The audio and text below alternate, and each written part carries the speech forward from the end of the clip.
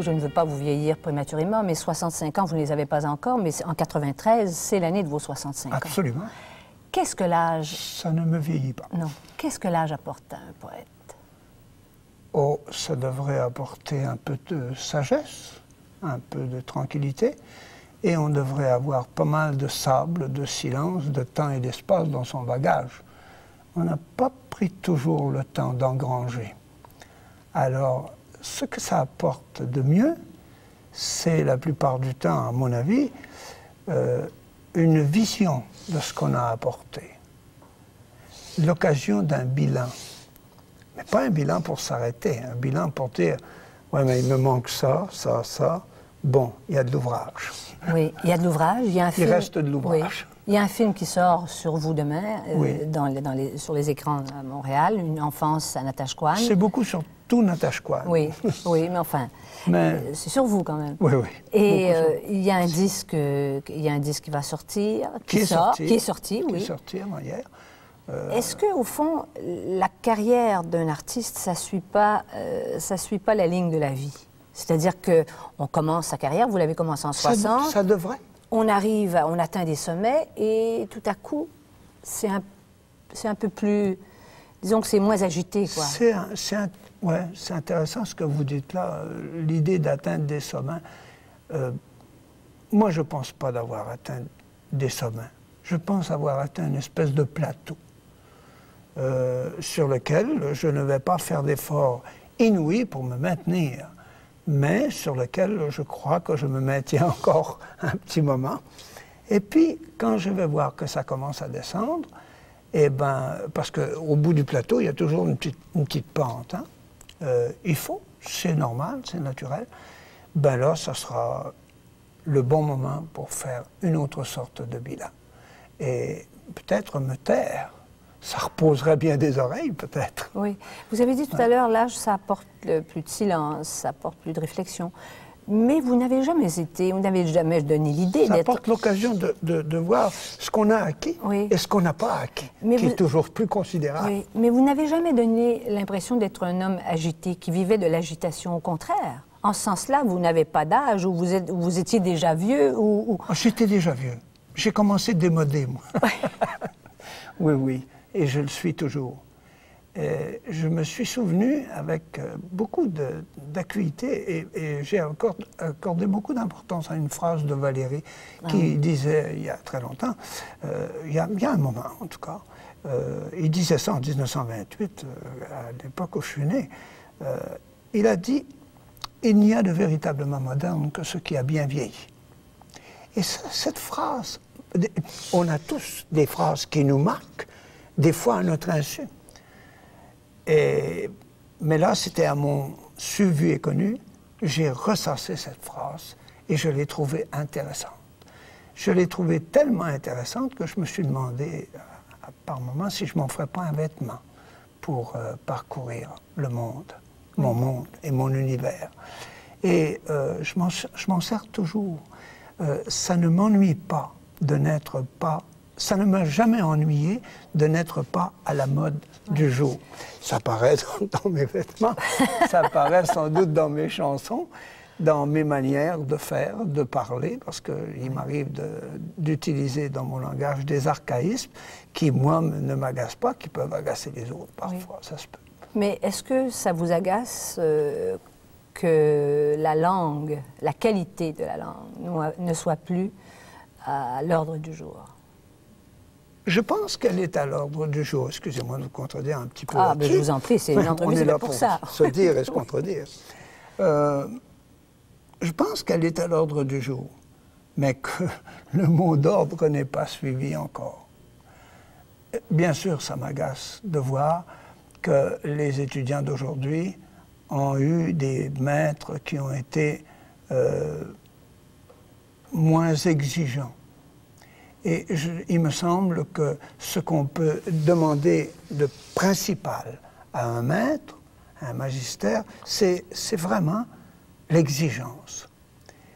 Je disais à des élèves que j'ai rencontrés plusieurs fois, j'ai eu l'occasion de dire ça, exigez l'exigence. Demandez à vos professeurs d'être le plus sévère possible. vous verrez plus tard quel service ils vous ont rendu. Oui. Le laxisme, dans un sens ou dans l'autre, nuit aux deux, à celui qui est laxiste et à celui qui en subit les conséquences après. Oui. En tout cas, le laxisme, c'est une chose qui ne vous connaît pas, vous. Ah, moi, ça me connaît, hélas, par moments, moi aussi. Mais enfin, on ne fait pas, on ne fait pas la carrière que vous avez faite de la façon dont vous l'avez faite. Pas dans l'écriture, pas dans l'écriture. Il m'arrive de me tromper encore dans l'écriture et de mal écrire et d'en être très, très mécontent et très déçu de moi-même. Mais j'essaye que cela se reproduise le moins souvent. Mais au fond, c'est que la langue est aussi votre instrument, c'est votre vie, c'est votre univers. Et mon matériau. C'est votre pays, d'une certaine façon. Absolument. C'est le pays intérieur, c'est le pays du dedans. Et je trouve qu'on parle aujourd'hui, avec raison d'ailleurs, il y a de quoi, beaucoup d'écologie. Eh bien, on peut commencer par celle-là, l'écologie du dedans. Et l'écologie du pays intérieur, c'est la langue. L'écologie de la langue, c'est commencer par nettoyer la langue de ses scories s'il y en a trop. Ce n'est pas l'anglicisme qui est dangereux. Oui. Ce n'est pas l'anglicisme assimilé ou le fait de mettre des mots anglais dans la conversation. S'il y en a trop, à un moment donné, c'est ni du français ni de l'anglais. Bon, bien sûr, mais ce n'est pas ça qui est le plus dangereux pour la langue. Ce qui est le plus dangereux pour la langue, c'est de la mal parler sur le plan de la syntaxe. Oui. Et le manque de vocabulaire qui nous a amené beaucoup à dire sacrement au lieu d'autre chose qui aurait été un adverbe. Oui. Ça nous a amené beaucoup à jurer. Les jurons sont un symptôme épatant du manque de vocabulaire. D'ailleurs, la violence, oui, pour moi, vu de moi, c'est un manque de vocabulaire. À la limite, c'est toujours un manque de vocabulaire. Oui. Ça vient de ce qu'on n'a pas su s'exprimer ou qu'on n'a pas pu s'exprimer. Et puis, les mots qui n'ont pas été dits sont là, en train de bouillir dans le silo, puis à un moment donné, ça prend feu. Les personnages qui sont dans vos chansons, comme dans votre dernier disque, là, ce sont tous des personnages, au fond, qui n'ont pas d'âge. Le moins possible. Un gars pense à lui quand il fait ça. Dans tout ce que l'on fait, on met un peu de soi. Oui. Hein? C'est entendu qu'on se place dans ces personnages-là, et quand on construit un personnage supposément un peu idéal, oui, avec des défauts, mais pas trop, des défauts sympathiques, des défauts acceptables, des défauts très habitables, alors on essaye d'être ce personnage-là momentanément, et on rêve d'être ce gars-là qui a fait ce métier-là, M. Petitpas en l'occurrence, dans le cas du portageur, eh ben, moi j'ai essayé d'être M. Petitpas, si bien oui, que je l'ai été par moments, et ça me permet de faire dire à M. Petitpas les choses que j'ai envie de dire, moi, oui, bien sûr. Pour réussir dans votre métier... Il faut réussir, ça serait... arrêter la guerre, par exemple. Ah oui, mais pour réussir dans votre métier, oui, il faut être séducteur. Je veux dire, il faut séduire. C'est une opération de séduction. C'est docere, c'est conduire à soi. Oui. Alors, vous avez déjà... Absolument. J'ai retrouvé une phrase de vous. Dans ce métier, oh là là, on n'est jamais là pour conquérir. Au contraire, c'est toujours pour tenter de donner au public le goût de nous conquérir, nous. On est comme les femmes dont la grande victoire, c'est qu'on les prenne. J'ai dit ça? Vous avez dit ça. Est-ce que vous le reniez par hasard? Non, pas du tout. Non, c'est... Certaines femmes que vous direz que c'est pas politically correct, d'autres vous diront non, bravo oui, parce que c'est pas politically correct. Parce que sur les femmes, j'ai retrouvé autre chose aussi. Vous avez dit des femmes, attendez, tout ce qui est femme me plaît, même le féminin est plaisant. Oui. Et c'est vrai. Ouais. Je ne renie rien. Oui. Si j'avais à renier, j'avais qu'à pas le dire. Mais je l'ai dit et je ne renierai pas. D'ailleurs, je pense ça encore. C'est vrai que tout ce qui est féminin, femme, me plaît, oui, m'attire. Oui. C'est docere, ben, là, voilà quelque chose qui me conduit vers... Oui. Votre avantage sur les femmes de... Vous m'avez abordé sur le plan du métier au départ. Ben, j'aimerais y revenir. Bien sûr, si vous permettez. Oui, oui. Bien sûr, on essaye de conduire les gens à nous. Puis on essaye d'être conquis, parce que je trouve ça, j'ai toujours trouvé dangereux de dire, par exemple, mon public. Ça me fait peur, quand tout le public appartient, fût-ce pour un moment, à un seul individu. On a vu ce que ça a donné dans l'histoire, c'est pas très rassurant. Et comme si le public appartenait à une seule chanson. Moi, je trouverais ça dangereux, qu'une de mes chansons efface toutes les autres. Non pas toutes les miennes, mais toutes les autres des autres. Oui. Je trouverais ça épouvantable. Parce que il faut absolument, pour qu'il y ait communication, qu'il y ait choix. Autrement, c'est du narcissisme, c'est du miroir. Oui. Je voudrais... Parlons un peu des femmes. Vous en avez bien parlé. Votre avantage sur une femme de 65 ans, c'est que vous pouvez séduire, et ça, c'est incontournable. Les hommes de 65 ans peuvent plus facilement séduire les femmes et les femmes plus jeunes que des femmes de 60 ans. Merci, voilà une bonne nouvelle. Mais ça, vous savez très bien, c'est un lieu commun, que des femmes de 65 ans, quand même. Ça fait vieillir moins vite de savoir qu'on peut exercer son charme. Je ne sais pas qui disait, c'est pas parce que on est au régime qu'on ne peut pas lire le menu. C'est pas parce que... Micheline Prel avait dit, une actrice française, avait dit une très jolie chose là-dessus. Elle dit, oh, des fois on ne prend pas le bateau, mais entendre la sirène, ça fait plaisir. Oui. On a l'impression de partir, soi aussi. Parce qu'au fond, la présence des femmes, elle est là dans votre œuvre, tout le temps. Dans ce que j'ai fait et dans tout ce que je vais faire, elle sera là. Une femme, ça a été ma mère d'abord. Votre mère qui a 101 ans. Oui. C'est ma sœur, c'est ma fille, c'est ma femme, c'est ma petite fille. Une femme, c'est tout ça. Oui. Et une femme, c'est quelqu'un chez qui j'ai été. Et qui n'a pas tellement été chez moi. Enfin, on sait. Bon, oui. Résumer ces choses-là. Mais même sur les femmes, et même envers les femmes, et même devant les femmes, aux femmes, il ne faut pas essayer chaque fois de tout dire. Comme ici, on ne pourrait pas tout dire, même en essayant. Si je vous décris un paysage, je vous dis d'abord, c'est au bord de l'eau. Tout de suite, je fais appel à votre connaissance de l'eau, et tout de suite, dans votre tête, c'est quelque part déjà. Je vous dis, mais il y avait un boulot immense, énorme. Là, je fais appel à votre connaissance des arbres, et tout de suite, vous voyez un boulot. Mais je ne vous décris pas chacune de ces branches ou de ces feuilles, ou ces racines, ou les herbes qu'il y a à côté, ou les feuilles qui sont tombées, ou le bois mort, parce qu'il y a du bois mort de tomber à côté d'un boulot. Après ça, je vous dis, mais il y a une tortue sur une pierre, à 3 pas du bord. Oui. Et ça y est, je n'ai pas tout dit. Oui. Mais vous êtes dans le paysage. Vous avez envie d'aller voir la tortue de plus près, chez vous, en vous. Donc, on ne peut pas tout dire. Mais on peut essayer des fois. Gilles Vigneault, est-ce qu'il n'y a pas chez vous la tendance à utiliser les mots comme un paravent? À vous cacher derrière les mots? Ces mots qui vous viennent si facilement. Qui ne me viennent pas si facilement que vous le dites, je vous remercie, mais ils ne viennent pas si facilement que ça. Et ça se peut qu'il y ait parfois des les mots peuvent nous protéger. Trop de mots peuvent nous protéger. Ou trop de mots nous exposent aussi, terriblement.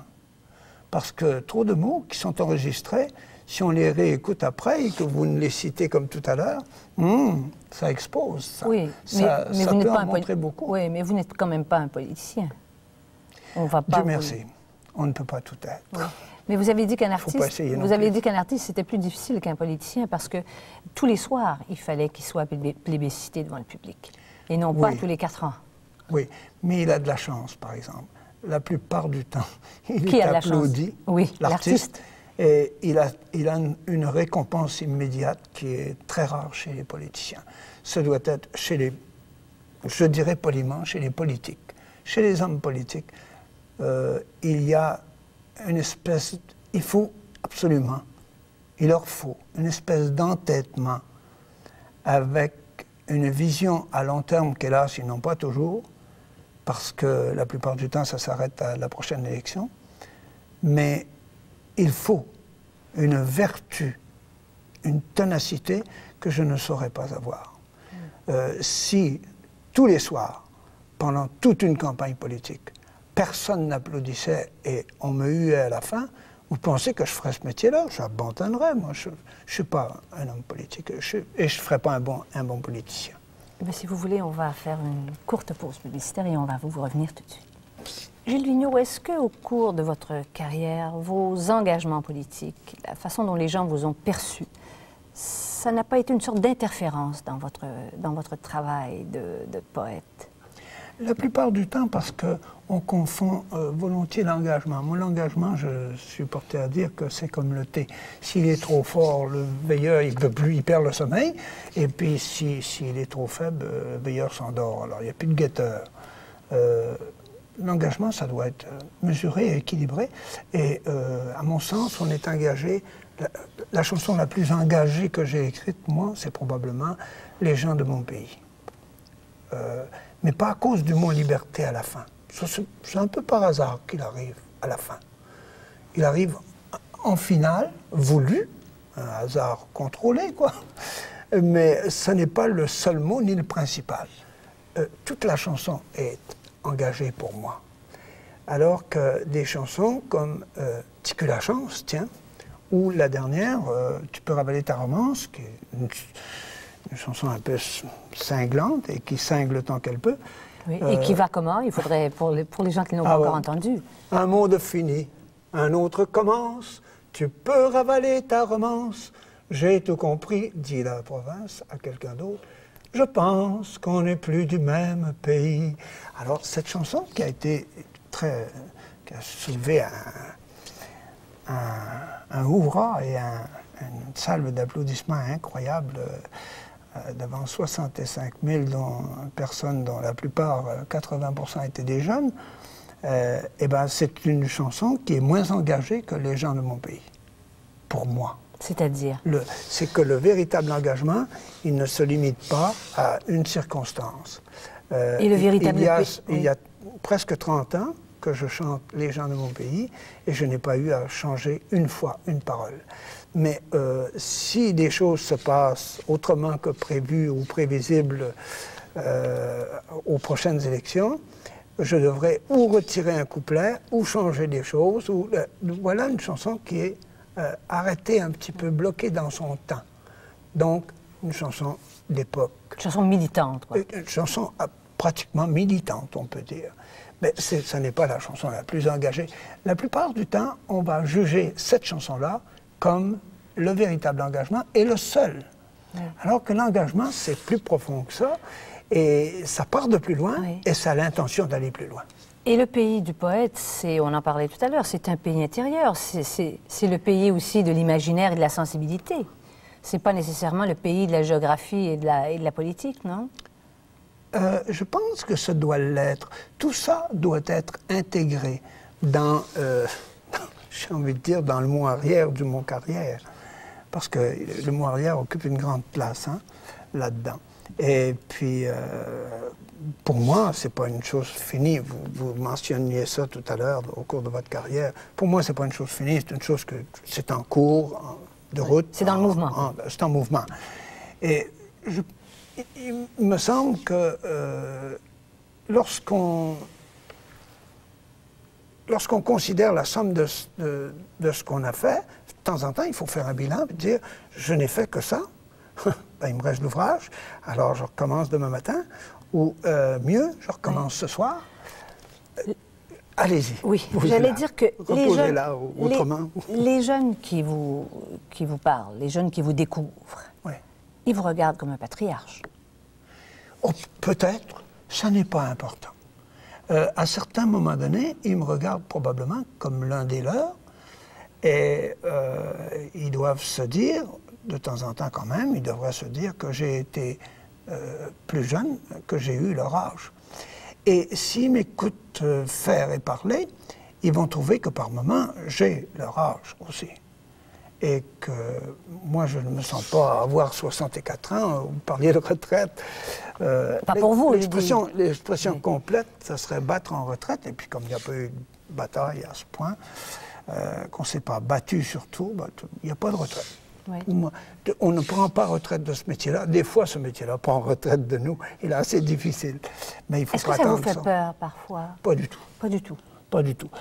Si un soir, je m'aperçois que vraiment, c'est dans le beurre, là. Je suis à côté de la plaque. J'espère que j'aurai des amis pour me dire « Au fait, tu es à côté de la plaque, hein, oui. Tu devrais arrêter. » Et à ce moment-là, ça ne va pas être une longue réflexion. Oui. Vous êtes allé en France, vous avez donné un spectacle dans une salle périphérique de Paris. Oui, à la Maison des Arts de Créteil. C'est ça. Avant, évidemment, dans les années 70, vous donniez des concerts dans les grandes salles parisiennes, mais il reste que vous avez en France un public qui vous est fidèle. Oui. Est-ce que cette fidélité-là, vous la retrouvez très semblable ici ou pas? Pas semblable. On trouve une fidélité ici, mais là-bas, il faudrait dire que nous avons à peu près un siècle de chansons. Et ils ont un millénaire de chansons. Eh ben, ça fait une différence, ça, dans la civilisation. Ils sont plus fidèles, quoi, pour dire les choses en simplifiant. Ils peuvent être beaucoup plus fidèles, ils peuvent être beaucoup plus exigeants aussi, beaucoup plus durs. Alors, ils peuvent être beaucoup plus... Mais ils sont beaucoup plus nombreux. Oui. Alors, il y a plus de chances de fidélité aussi. Bon, il y a 10 fois plus de monde. Alors, il faudrait être là 10 fois plus qu'ici, ce que je n'arrive pas à faire. Oui. En France, un jour, on sortait d'un spectacle, on était en 68, en janvier 68, et je passais en première partie de Reggiani, Serge Reggiani, qui chante encore d'ailleurs cette année, qui faisait le Palais des Congrès, là, il y a presque en même temps. Et on sortait, on était dans Poitiers. Puis, on marchait pour retourner à l'hôtel, parce que c'était pas loin, puis il y avait du brouillard. Et on a entendu, pas loin, des gens qui chantaient le Petit Bonheur, des étudiants qui chantaient le Petit Bonheur. Et Reggiani m'a dit, vois-tu, ici, ils sont fidèles. Et tu verras, dans 10 ans, ils chanteront le Doux Chagrin. Et bien, 10 ans plus tard, j'ai fait Poitiers. Oui. Et puis, ils savaient le Doux Chagrin par cœur. Ils ont des sortes de fidélité comme ça qui sont... Les gens ici, qui sont fidèles, sont moins nombreux et se voient moins pour être fidèles. Là-bas, ils se marchent sur les pieds aussi. Oui. C'est un avantage, parfois. En terminant, et rapidement, si vous permettez, Gilles Vigneault, est-ce vrai que c'est Tino Rossi qui vous a donné le goût de chanter? Au tout départ, oui. J'avais envie de chanter comme lui. Vous auriez aimé avoir sa voix. J'aurais adoré avoir sa voix. Gilles Vigneault, je vous remercie de nous avoir accordé cet entretien. Je vous en prie, c'est déjà fini. Ah, c'est déjà fini. Et voilà, c'est tout pour cette semaine. Revenez-nous la semaine prochaine. Raison Passion avec Keith Spicer, le président du CRTC. Ah.